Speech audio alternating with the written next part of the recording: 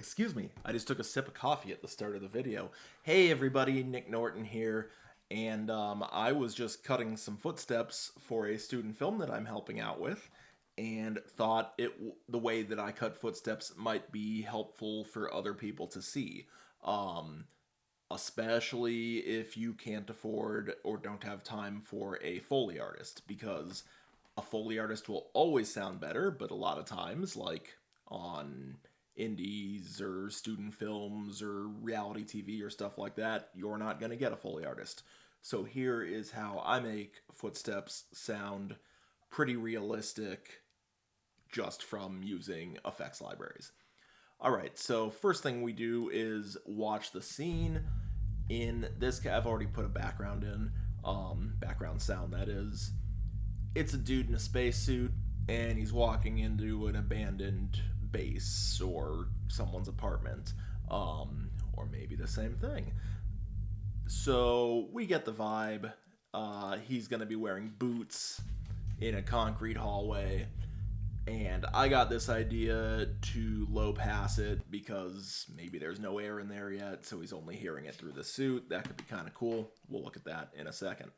All right, so first thing we got to do is find some boots. So I use SoundQ because it's free. A lot of people use SoundMiner. That's the fancy one. So anyway, this has all my effects in it, and I have searched for. Oh, look, I'll show you how to search. Footstep, boot, concrete. And then we just listen to a bunch of these and see if we vibe with any just by instinct with the picture that we just saw. No. No. Maybe if I slow them down. No, too light.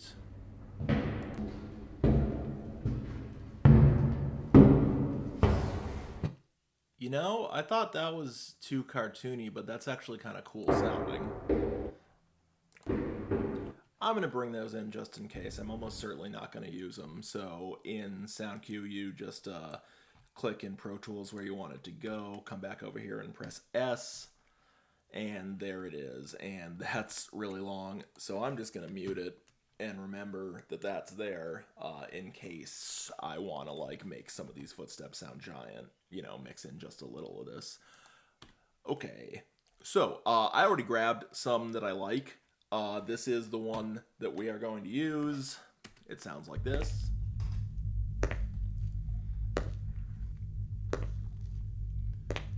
Obviously not synced yet. But yeah, I thought that fit the vibe pretty well.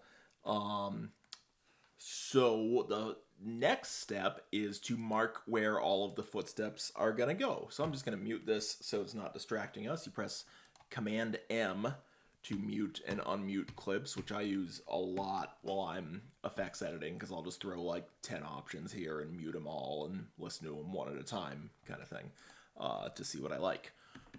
All right, so we got to mark where every footstep is, and if you have the newest version of Pro Tools, I believe 2023.6, they have added this incredible thing called track markers.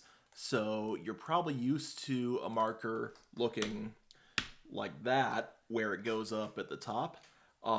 Now you can also, if you hold Command when you press numpad enter, put a marker just on a track, and this is going to change like everything in how sound effects editors communicate with each other, I think, because you can just leave notes in the exact right spot. I think it's going to be sick once everyone starts using it. Okay, anyway, I ramble a lot, but that's what you get when you hang out with people who have a PhD. Okay, so what are we doing? We are cutting footsteps. So what I do is there are two ways to do it. I'll play it, press the down arrow key when it looks like maybe he took a step, and then press space to stop it, and then lay a marker right there, holding Command and pressing enter. Don't worry about labeling it. And then get to the next one. Oh, there was one. And you got to press the down arrow key to jump the playhead to where you thought it was before you hit stop. It looks like it's about there. And do it again. Oh, there's one. And when you find one, you can use the plus and minus key on the number pad to nail exactly where it is. I saw this guy, Thomas Boykin, has these really good YouTube videos, and he says that the point at which it goes from a little blurry because of the 24 frames a second or whatever it is to totally clear is the spot to put the sound. So whatever, that looks fine for the purposes of this video. Command Enter, cool. Now that we can see his feet, it's really easy to just hold the plus key to nudge through to find him. There's one. You want to set your nudge value right here to 1 frame, and then just use the plus and minus keys on your number pad to move by a frame. Did we get that one yet? No. Okay, that looks like a footstep. I'm not being super careful because we're going to edit the hell out of this. There's one. There's one. That's enough for purposes of this demo, and at the end I'm going to show you what I ended up with after doing this. Alright, we have unmuted these footsteps that we want to use. I'm going to do away with the video for a second just so we can see what we're working on here. And let's put it up here. I want 2 tracks for this. First thing I'm going to do is break this audio file up into individual steps. The way I do that is to turn on tab to transient. That's this little guy right here. You can also hold Command Option with your thumb and press the tab key to toggle it. That's pretty useful, I find.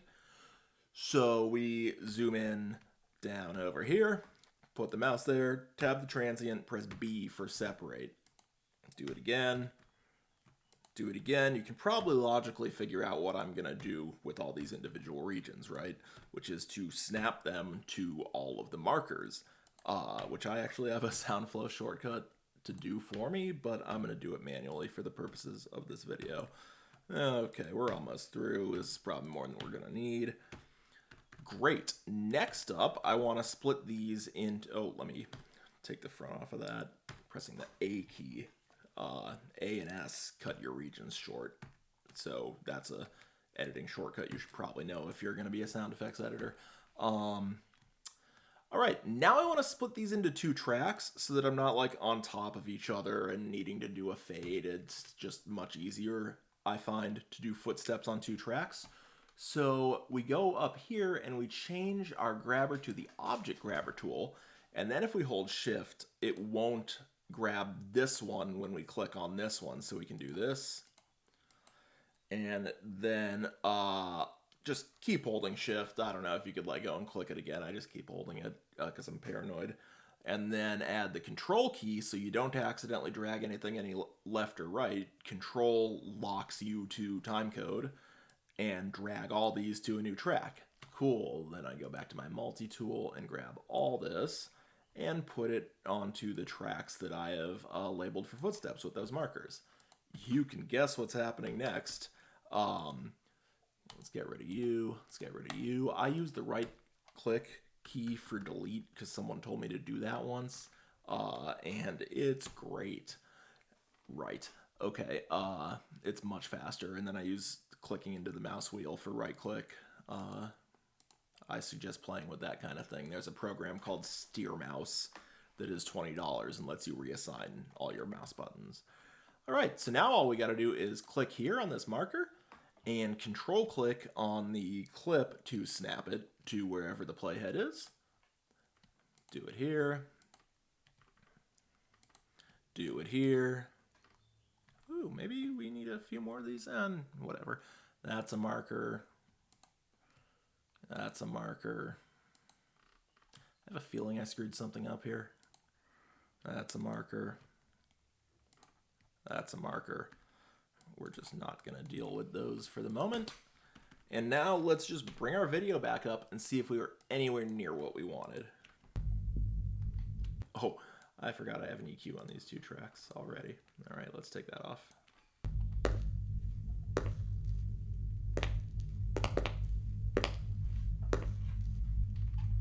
Okay, so we need a footstep here, but where are you? I'm just gonna option control click on this guy to copy it to wherever the playhead was. Those shortcuts will really, if you don't know them, you're adding like years to your working life. Okay, and I wanted to get rid of that double one. Oh, okay, it's you.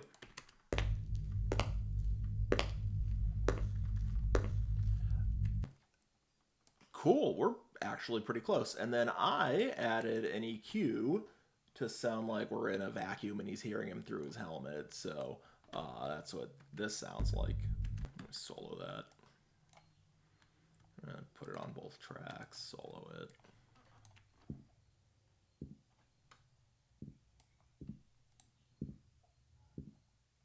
Yeah, pretty promising. It's important to watch stuff big, actually. If you're just working like this, you're gonna miss stuff. So after an edit, when you're reviewing it, you stupid Pro Tools video engine or Avid video engine. I got the spinning beach ball. I don't think you can see this. There we go. Oh, god damn it. Oh, there we go. What the shit's happening?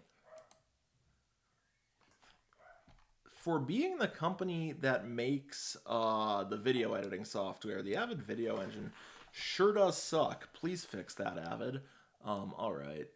Note important, this video track up here, I keep it on best performance until like really detailed final check. I put it up to full quality. Or if I have to do like a really specific like quarter frame timing, I'll put it to full quality for that. But otherwise, if you leave it at best performance, your whole system runs a little better. And now we have it big. Thank you. Okay, what the hell were we talking about? You've got my EQ.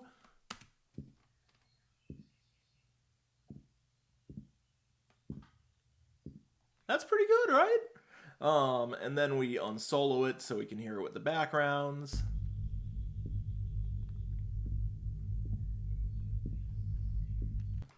And then if you like to keep your markers clean, you go like this. And now we have a nice little footsteps pass. Here's the one I actually did a few minutes ago before I decided to make a video about this. Let's make those active. Let's delete all this crap.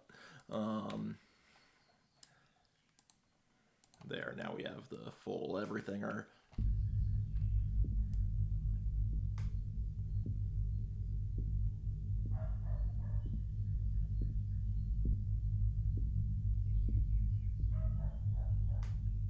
Not bad, right? There's more to do. It's not mixed perfectly, but I hope this was helpful to you. I have a record coming out in September, so subscribe to my channel, I suppose. All right, later.